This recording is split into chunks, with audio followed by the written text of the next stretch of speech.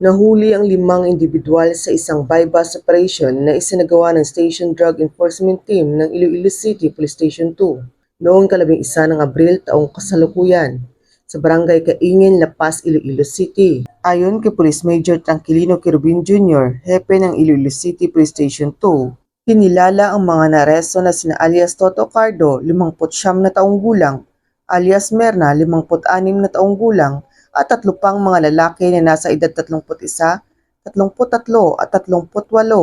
at mga residente na nasabing syudad. Nakumpiska sa operasyon ng 7 transparent plastic sachet na naglalaman ng pinaghihinalaang shabu na umabot sa kabuuang timbang na humigit kumulang 20 gramo na may tinatayang standard drug price na nagkakahalaga ng 136,000 pesos at iba pang mga non-drug items. Kasalukuyang nakakulong sa Iloilo City Police Station 2 ang 5 arestado na maharap sa kasong paglabag sa Republic Act 9165 o ang Comprehensive Dangerous Drugs Act of 2002. Patuloy ang kapulisan sa kanilang walang humpay na kampanya upang masugpo ang ilegal na droga upang mapanatili ang kapayapaan at kaayusan sa komunidad tungo sa isang unlad na bagong Pilipinas.